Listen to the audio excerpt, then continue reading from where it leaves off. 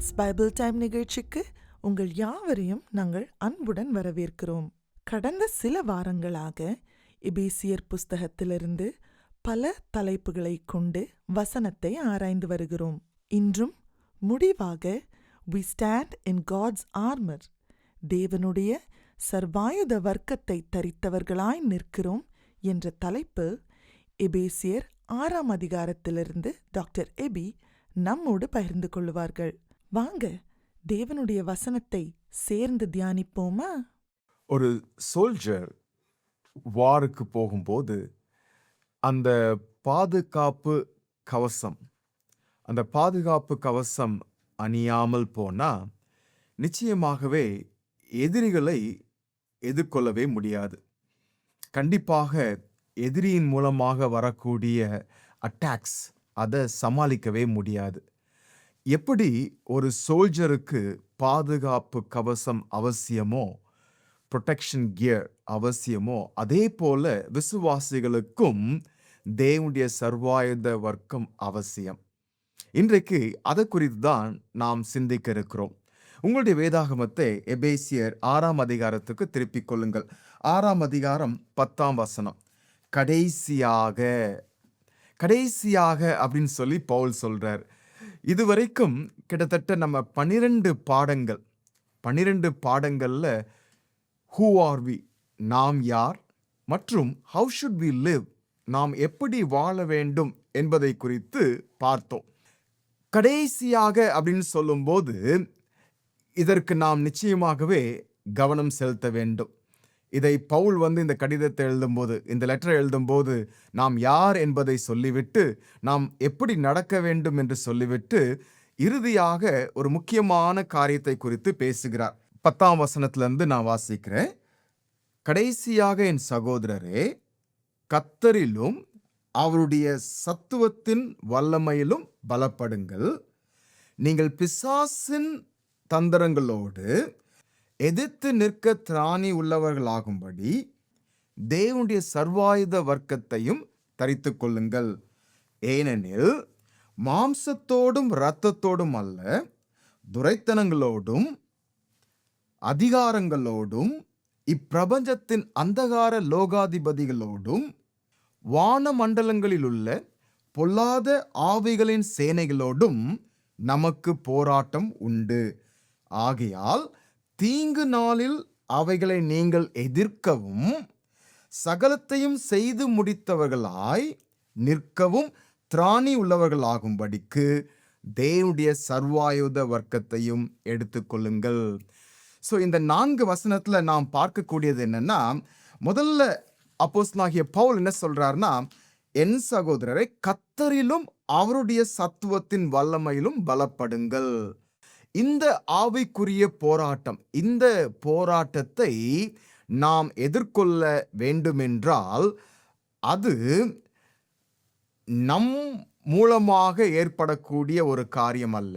அதே போல நம்முடைய பலத்தினால இதை நம்ம செய்ய போகிறது அல்ல.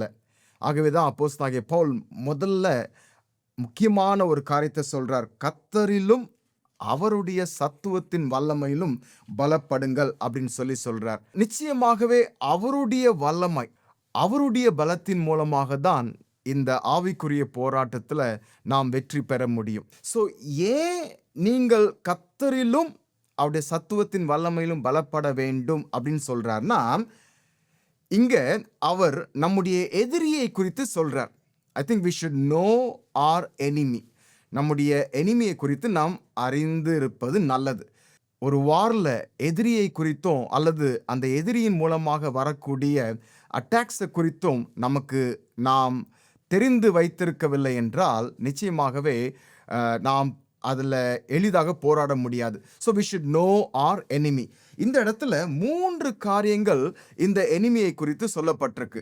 11ஆம் வசனத்துல என்ன சொல்லியிருக்கு அப்படின்னா, பிசாசின் தந்திரங்களோடு எதிர்த்து நிற்க திராணி உள்ளவர்கள் ஆகும்படி. பிசாசின் தந்திரங்கள், அவன் ஒரு கன்னிங்காக இருக்கக்கூடியவன், அவன் தந்திரங்களை செய்யக்கூடியவன்.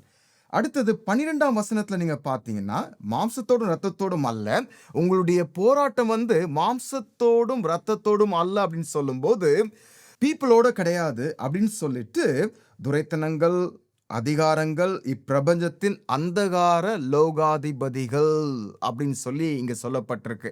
இத குறித்து நாம் எப்படி இத நம்ம புரிந்து கொள்ள வேண்டும் என்றால், ஒரு பவர்ஃபுல் எனிமி, ஒரு வல்லமையுள்ள ஒரு எனிமி, ஒரு தந்திரம் உள்ள ஒரு எனிமி, அதே போல ஒரு பவர்ஃபுல் எனிமி.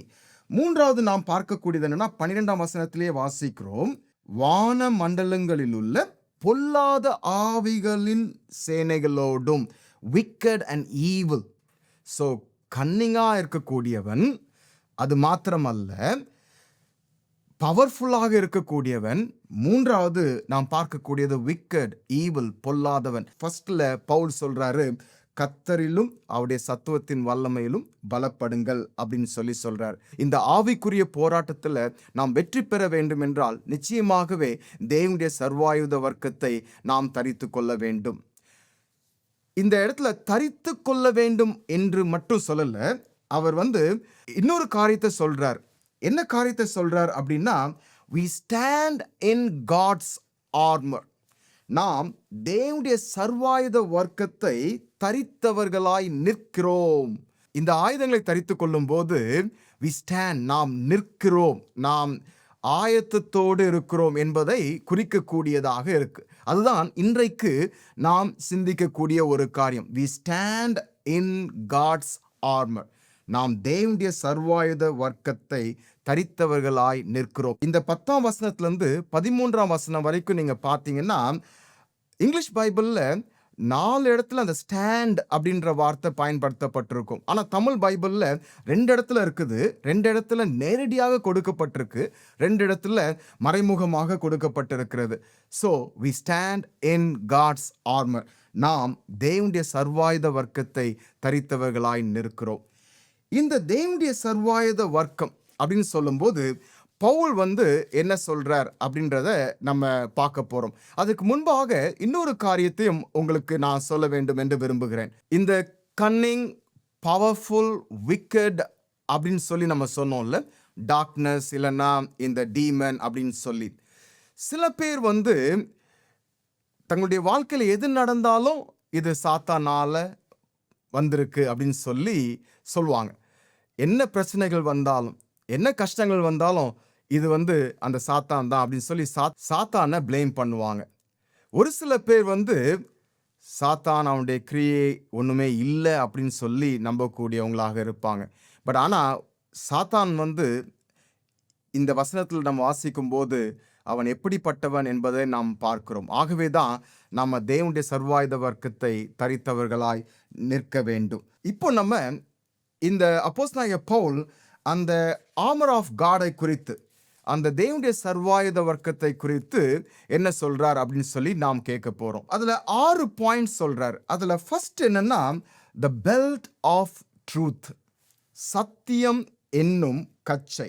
அதை குறித்து 14ஆம் வசனத்துல வாசிக்கிறோம், சத்தியம் என்னும் கச்சையை உங்கள் அறையில் கட்டினவர்களாயும். இது வந்து லெதர்ல செய்யப்பட்டது.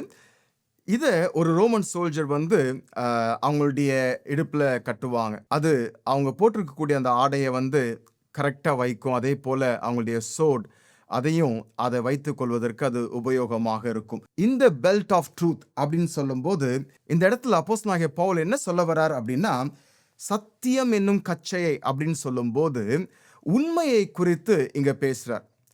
தேவனுடைய சர்வாயுத வர்க்கத்தை தரித்து கொள்ள வேண்டும். தேவன் வந்து உண்மை உள்ளவர்.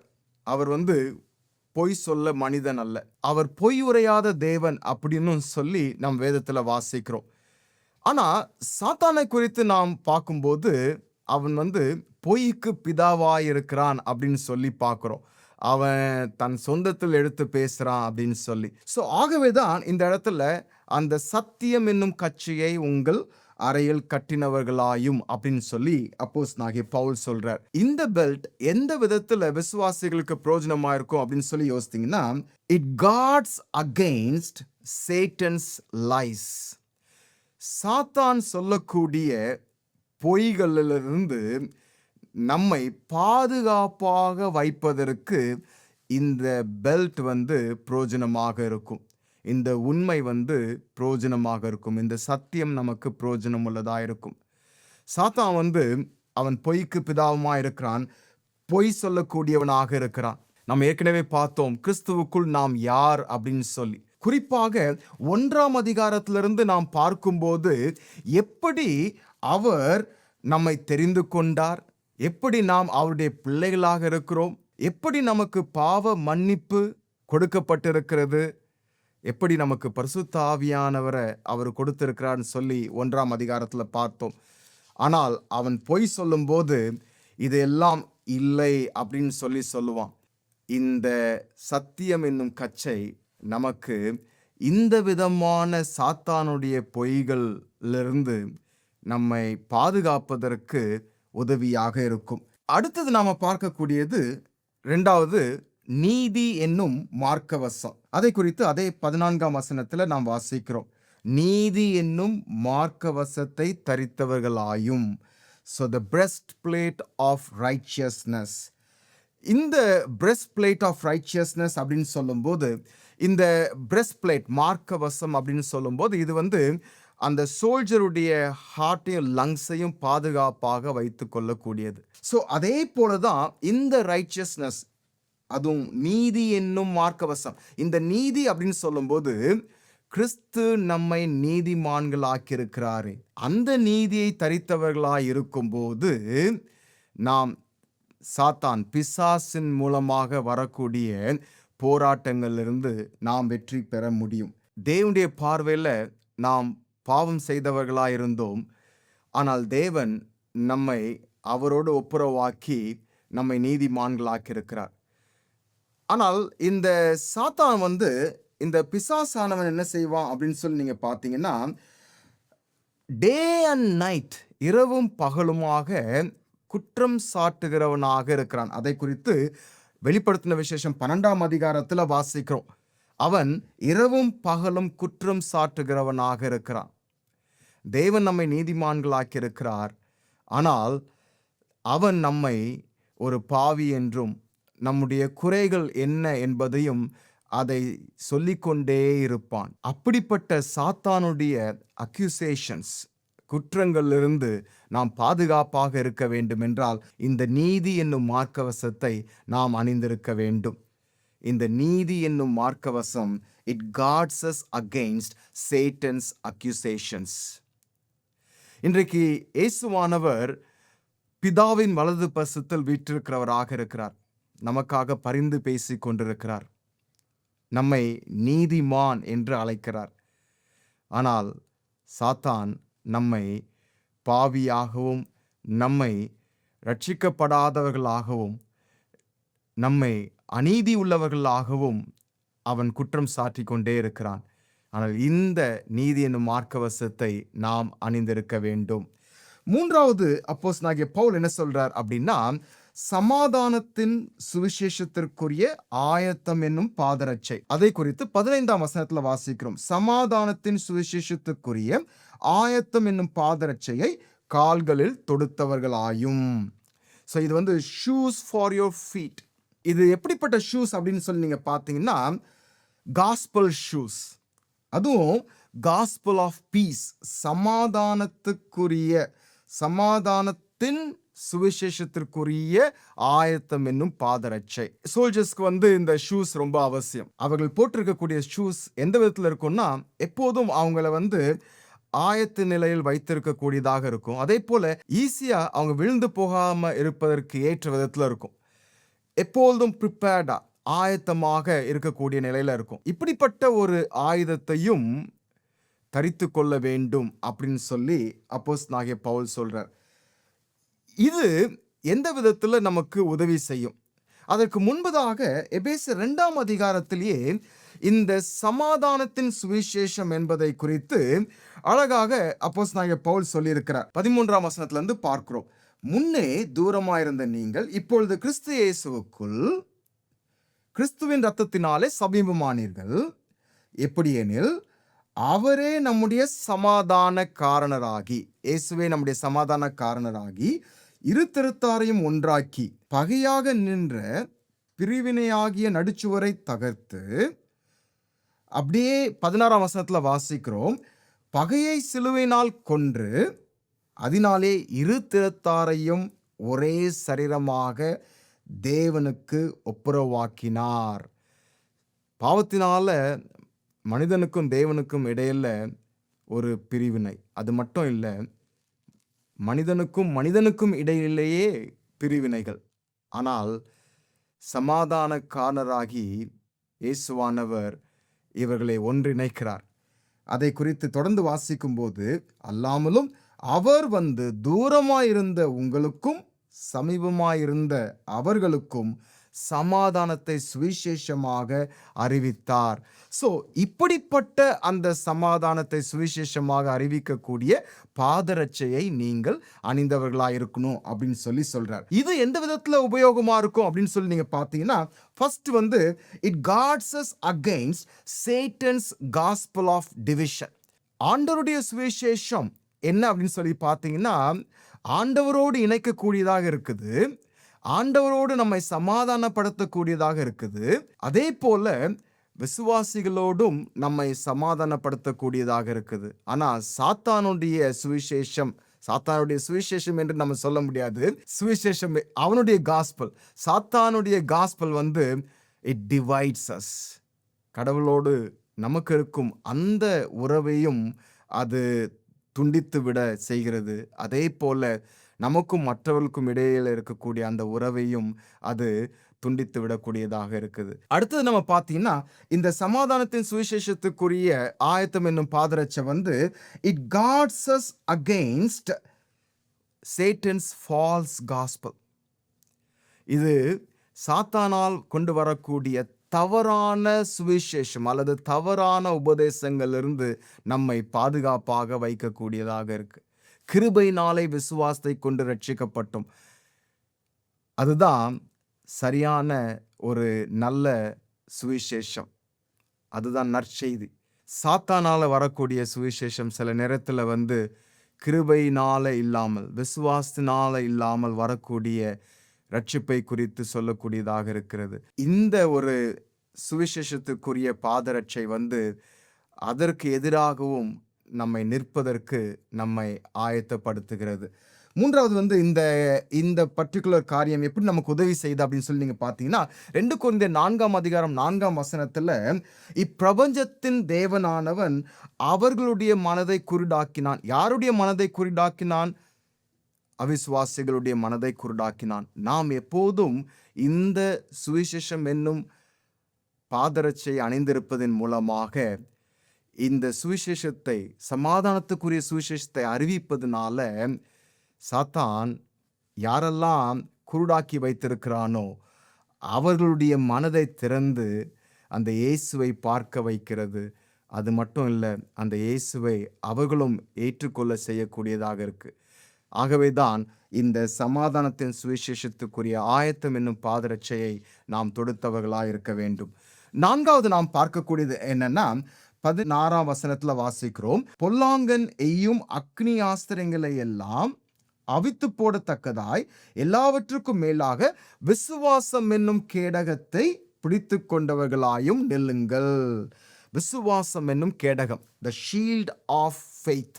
ஸோ இந்த ஷீல்டு அப்படின்னு சொல்லும்போது இதனுடைய உயரம் வந்து கிட்டத்தட்ட 4 அடி இருக்கும், அகலம் 2 அடி இருக்கும். ஒரு சோல்ஜருடைய ஹைட்டுக்கு ஏற்ற விதத்தில் இருக்கக்கூடியது, ரொம்ப ஸ்ட்ராங்காக இருக்கக்கூடியது.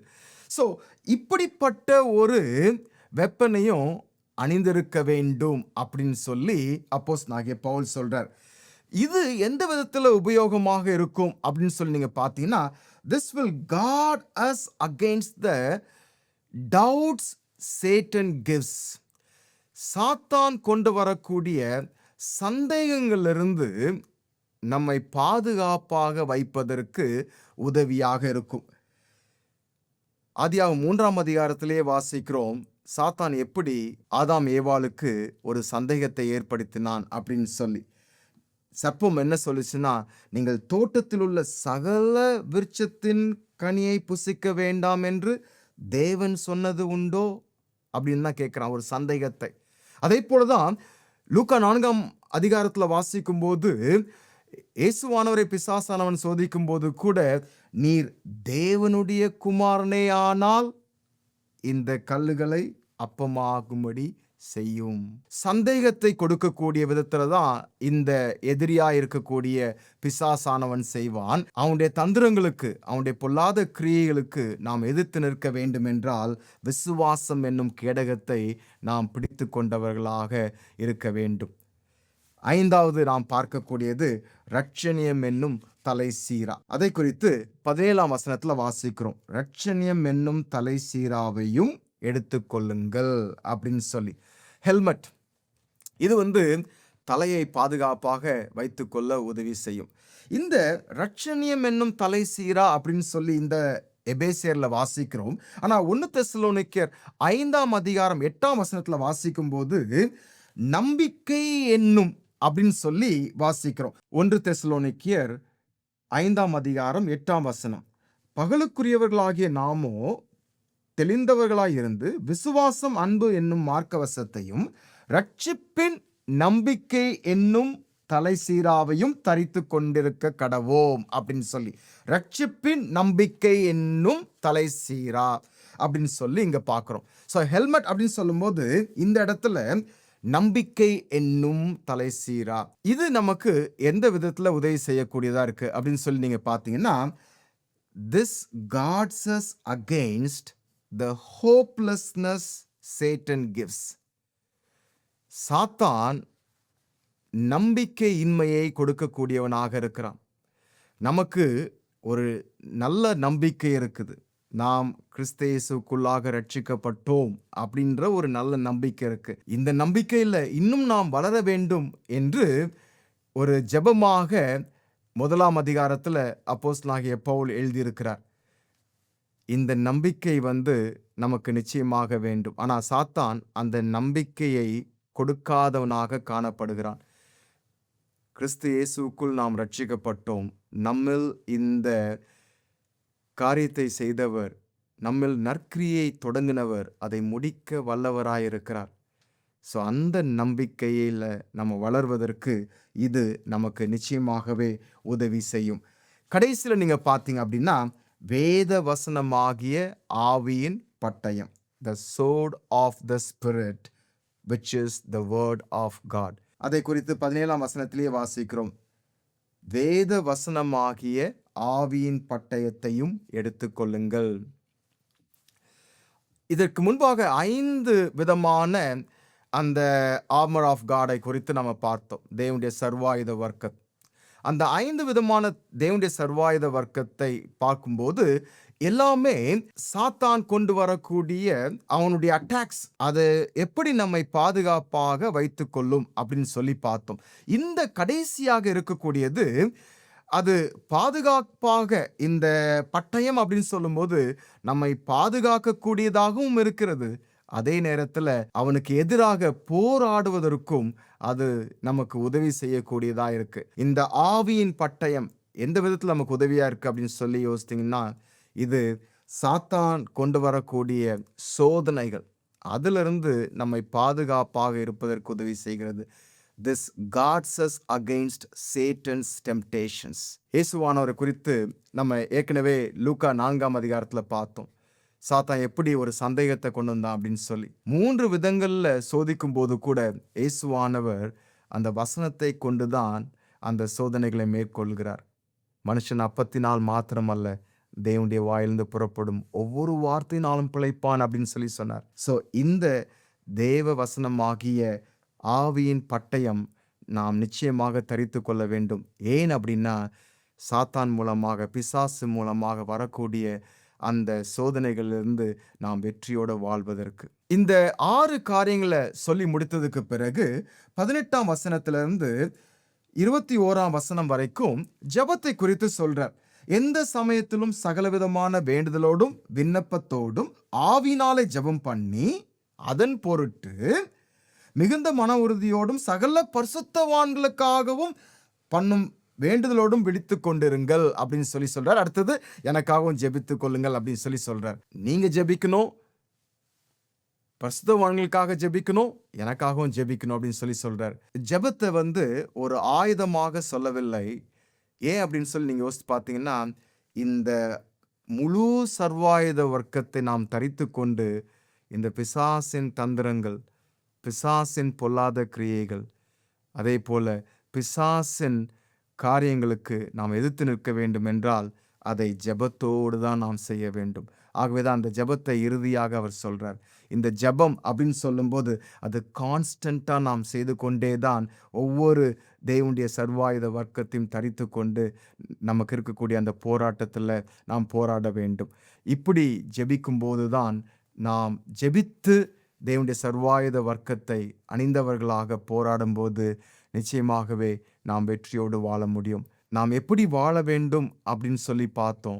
நமக்கு இருக்கக்கூடிய அடையாளத்தை வைத்து பார்க்கும்போது இப்படி வாழ வேண்டும் நினைத்து நாம் யோசித்து நடக்கும்போது நிச்சயமாகவே அப்படி வாழ முடியாதபடிக்கு பிசாசானவனால் நமக்கு போராட்டம் நிச்சயமாக உண்டு. ஆகவே தான் கடைசியாக அப்படின்னு சொல்லி பவுல் சொல்லி இதை நீங்கள் செய்தாக வேண்டும் அப்படின்னு சொல்லி சொல்கிறார். நம்ம ஈவன் குடும்பத்தில் கிறிஸ்துவை நாம் பிரதிபலிக்க வேண்டும் என்றால், நம்முடைய வேலைகளில் நாம் கிறிஸ்துவை பிரதிபலிக்க வேண்டும் என்றால், நாம் அன்பிலே நடக்க வேண்டும் என்றால், நாம் தேவனுடைய பிள்ளைகளாய் நடக்க வேண்டும் என்றால், நாம் ஞானமுள்ளவர்களாய் நடக்க வேண்டும் என்றால், நிச்சயமாகவே தேவனுடைய சர்வாயுத வர்க்கத்தை தரித்தவர்களாய் நடக்க வேண்டும். நான் முதலே சொன்ன ஒரு சோல்ஜர் அந்த பாதுகாப்பு கவசம் இல்லாமல் ஒரு வாருக்கு போனால் எவ்வளோதான் திறமசாலியாக இருந்தாலும், எவ்வளோதான் தைரியம் உள்ளவனாக இருந்தாலும் அந்த போரை எதிர்கொள்ள முடியாது. அப்படிதான் நம்ம விசுவாசிகளும் கூட. நம்ம தைரியமாக இருக்கலாம், திறமைசாலிகளாக இருக்கலாம், ஆனால் இந்த தேவனுடைய சர்வாயுத வர்க்கத்தை நிச்சயமாக நாம் தரித்து கொள்ள வேண்டும். அப்பொழுதுதான் நாம் சாத்தான் மூலமாக வரக்கூடிய பொய்களை எதிர்கொள்ள முடியும். அப்படி அணிந்து கொள்ளும்போது தான் சாத்தான் நம்மை குற்றம் சாட்டுவான். அதிலிருந்து நாம் தைரியமாக இருக்க முடியும். இந்த தேவனுடைய சர்வாயுத வர்க்கத்தை நாம் தரித்து கொள்ளும்போது தான் நமக்கு கொடுக்கப்பட்டிருக்கக்கூடிய அந்த ரட்சிப்பை, அந்த நம்பிக்கையில் நாம் தொடர்ந்து வாழ்வோம். அப்படி வாழும்போது சோதனைகள் வரும்போது அந்த சோதனைகளையும் எதிர்த்து நம்மால் வாழ முடியும். அப்படிப்பட்ட விதத்தில் தேவன் நமக்கு வாழ உதவி செய்ய வேண்டும் என்று நாம் ஜெபிக்கலாம். இன்றைக்கு நாம் முடிக்கும்போது உங்களுக்கு எபேசியர் 6ஆம் அதிகாரத்தில் பவுல் எவ்விதமாக இந்த கடிதத்தை முடிக்கிறாரோ அதே விதமாக முடிக்க நான் விரும்புகிறேன். 23ஆம் வசனத்தில் 24ஆம் வசனத்தில் இவ்விதமாக ஒரு பெனடிக்ஷன், ஒரு ஆசீர்வாதத்தை கொடுக்கிறார். பிதாவாகிய தேவனாலும் கர்த்தராகிய இயேசு கிறிஸ்துவினாலும் உங்களுக்கு சமாதானமும் விசுவாசத்தோடு கூடிய அன்பும் உண்டாவதாக. நம்முடைய கர்த்தராகிய இயேசு கிறிஸ்துவினிடத்தில் அழியாத அன்புடனே அன்பு கூறுகிற உங்கள் யாவரோடும் கிருபை உண்டாயிருப்பதாக. ஆமேன். கிறிஸ்மஸ் காலங்களில் நம்ம இந்த கிறிஸ்மஸ் கேரக்டர்ஸை பற்றி நம்ம படிக்கும்போது அது நமக்கு தெளிவாக இயேசு கிறிஸ்து பிறந்ததின் நோக்கத்தை நம்மளுக்கு தெளிவாக காட்டுகிறது. ஆனால் மோஸ்ட் ஆஃப் அஸ் நம்மளுக்கு கிறிஸ்மஸ் சீசன் ரொம்ப ஒரு பிஸி சீசன். அப்படிப்பட்ட அந்த பிஸி சீசன்லேயும் நம்ம பிள்ளைங்களோடு நம்ம குடும்பத்தோடு 5 கதாபாத்திரங்கள், 5 characters, for example angel Gabriel, அதுக்கப்புறம் மேரி, ஜோசப், கிங் ஹெரட், சிமியன், இந்த 5 கேரக்டர்ஸும் விவரிக்கிற மாதிரி பாஸ்டர் காலின் ஸ்மித் ஒரு புத்தகத்தை எழுதியிருக்கிறாங்க. அதை நாங்கள் காஸ்பல் லைஃப் ரீசோர்சஸ் தமிழில் டிரான்ஸ்லேட் பண்ணி டிசம்பர் மாதத்தில் எங்களுடைய வெப்சைட் காஸ்பல் லைஃப் ரீசோர்சஸ் வெப்சைட்டில் வெளியிட இருக்கிறோம். நீங்கள் இந்த கிறிஸ்மஸ் காலங்களில் தவறாமல் அதை படிங்க. அது உங்களுடைய வாழ்வுக்கு ரொம்ப பிரயோஜனமாக இருக்கும். இந்த கிறிஸ்மஸ் ஸ்டோரிஸுடைய ஃபுல் மீனிங்கை உங்கள் பிள்ளைங்களுக்கு சொல்லிக் கொடுப்பதற்கு அது வசதியாக இருக்கும். இட்ஸ் பைபிள் டைம் நிகழ்ச்சியில் எங்களோடு கூட சேர்ந்து தேவ வசனத்தை தியானிக்க வந்த உங்கள் யாவருக்கும் நன்றி. இன்றைய எபிசோடோடு எபேசியர் புஸ்தகத்தின் பைபிள் ஸ்டடி நிறைவுக்கு வருகிறது. If you had missed any of the topics, you could visit Whole Life Gospel on YouTube channel to watch the missed episodes. அடுத்த வாரம் முதல் லூக்கா புஸ்தகத்திலிருந்து வசனத்தை தியானிக்க உள்ளோம். We will meet you again next Saturday at 10 p.m. on Satyam TV. Until then, have a blessed week ahead. Bye.